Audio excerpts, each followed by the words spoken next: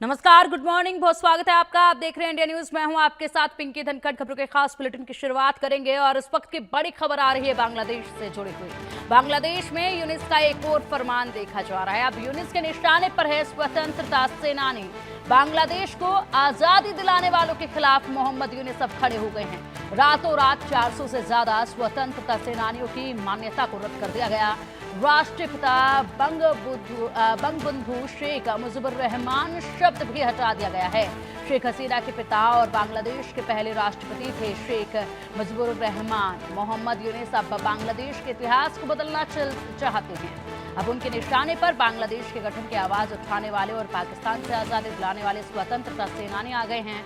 यूनिस सरकार ने रातों रात एक अध्यादेश पारित करते हुए 400 से ज्यादा स्वतंत्रता सेनानियों की मान्यता को रद्द कर दिया है। 1970 के चुनाव में जीतने वाले 400 से ज्यादा राजनेताओं की स्वतंत्रता सेनानी मान्यता रद्द की गई, जिनमें मुक्ति संग्राम का नेतृत्व करने वाले शेख हसीना के पिता बंगबंधु शेख मुजीबुर रहमान, सैयद नजरुल इस्लाम, ताजुद्दीन अहमद शामिल हैं। इसके लिए अध्यादेश जारी कर दिया गया है।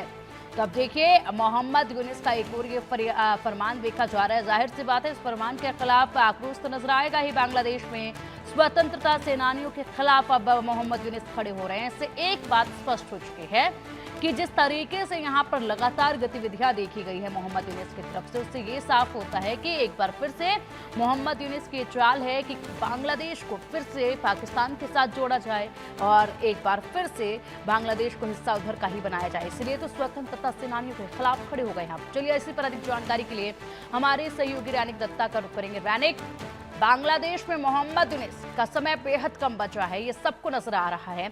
आवाज अब बुलंद होने लगी है चुनाव को लेकर और इसी बीच यहाँ पर जितना हो सकता है उतने गलत कार्य करने के लिए अब तेजी बढ़ती नजर आ रही है मोहम्मद यूनिस में।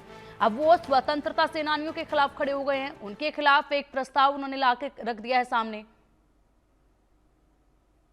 देखिए, मोहम्मद यूनुस सत्ते में आने के बाद से ही मोहम्मद यूनुस एक से बढ़कर एक गलत काम करने के लिए एकदम रास्ते में आ चुके हैं। क्योंकि मोहम्मद यूनुस आने के बाद से अगर देखा जाए तो बांग्लादेश का लॉ एंड ऑर्डर सिचुएशन बिगड़ चुका था।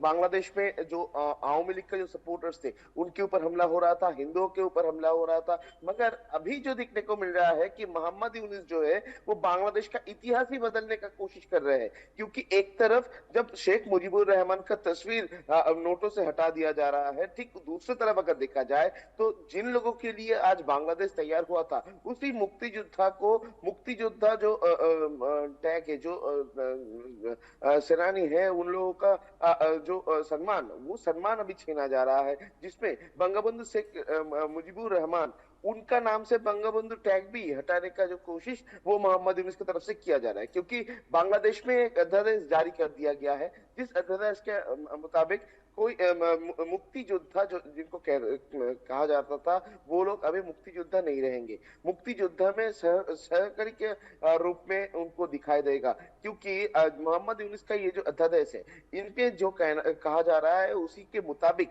शेख मुजीबुर रहमान और शेख मुजीबुर रहमान के साथ जो 4 लोग 1971 में इलेक्शन जीते थे, इलेक्शन जीतने के बाद वो लोग सत्ता में आए थे, उन चारों के जो डिजिग्नेशन, उस डिजिग्नेशन में मुक्ति योद्धा डिजिग्नेशन इस्तेमाल नहीं किया जाएगा। सिर्फ 4 नहीं, 4 के साथ साथ ही टोटल 400 लोगों का नाम इस अध्यादेश के अंदर में है। जिस 400 लोगों के खिलाफ में मोहम्मद यूनुस का कहना है कि ये लोग मुक्ति योद्धा नहीं है, ये लोग मुक्ति योद्धा में सपोर्ट किए थे, ये लोग मुक्ति योद्धा में हेल्प किए थे और इसी वजह से इनको मुक्ति योद्धा नहीं कहा जा सकता।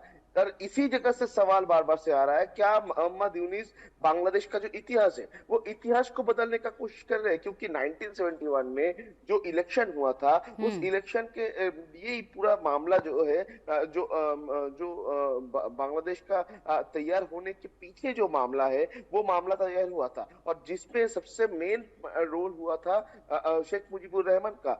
शेख मुजीबुर रहमान की तरफ से ही बांग्लादेश में ये मुक्ति योद्धा तैयार करने का प्लानिंग किया गया था और शेख मुजीबुर रहमान खुद उधर मौजूद थे थे और शेख मुजीबुर रहमान के साथ साथ ही करीब 400 के ऊपर मुक्तियोद्धा जो है वो भारत में आके ट्रेनिंग भी लिए थे। और इसी को देखते हुए मुक्तियोद्धा जो नाम इनको हटाने के लिए जो कंट्रोवर्सी है वो अभी बांग्लादेश में चालू हो चुका है। क्योंकि मोहम्मद यूनिस का अगर बात किया जाए तो मोहम्मद यूनिस सत्ते में आने के बाद से ही बांग्लादेश का इतिहास जो है वो बदलने का कोशिश कर रहा है। बांग्लादेश का इतिहास में जिनके लिए आज बांग्लादेश तैयार हुआ है उन्हीं का नाम बांग्लादेश का इतिहास से मिटा देने का जो कोशिश वो मोहम्मद यूनिस की तरफ से किया जा रहा है। क्योंकि अगर देखा जाए तो 3 पॉइंट में इसका जिक्र हो सकता है। तो मोहम्मद यूनिस सत्ते में आने के बाद क्या किया, शेख मुजीबुर रहमान का जो हिस्ट्री 1971 वॉर का जो हिस्ट्री, मुक्तियोद्धा का जो हिस्ट्री, वो हिस्ट्री को जो पाठ्यक्रम है उधर से हटा दिया गया।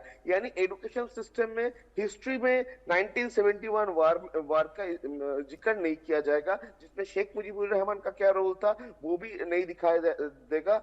यानी नया जो पीढ़ी आने वाला है उनके दिमाग में 1971 का हिस्ट्री जो है, बांग्लादेश तैयार होने का जो हिस्ट्री, उनको बदलने का बिल्कुल रैनिक। लेकिन अगर देखा जाए तो फिलहाल जो तमाम बड़ी पार्टियां हैं या फिर आर्मी की भी बात हम कर लें तो वो सभी मोहम्मद यूनिस के खिलाफ खड़े हो चुके हैं। बांग्लादेश की जनता, बांग्लादेश की आर्मी, बांग्लादेश के तमाम अलग पार्टियां जो हैं वो सभी के सभी इस वक्त मोहम्मद यूनिस के खिलाफ होते जा रहे हैं। ऐसे में अकेले मोहम्मद यूनिस का इस तरीके से इतिहास बांग्लादेश का बदलना इतना आसान नहीं होगा। जरूर वो इस वक्त फैसले ले रहे हैं, लेकिन यहाँ पर उन फैसलों को जमीनी हकीकत में बदलना एक बड़ी चुनौती है मोहम्मद यूनिस के सामने। बड़े कदम जो है वो उठाए जाएंगे। फिलहाल देखना होगा कि कितनी रफ्तार वो अपने इन कारनामों में भरते हैं और कितनी तेजी के साथ अब बांग्लादेश से उनका ये सफर जो है यहीं पर खत्म होता है। ये इसकी तस्वीर बेहद जल्द सामने आ सकती है जिस तरीके से वो कारनामे इस वक्त कर रहे हैं। फिलहाल बहुत शुक्रिया रैनिक आपका इन तमाम बड़ी जानकारियों के लिए। बढ़ेंगे आगे, बात करेंगे पाकिस्तान की। पाकिस्तानी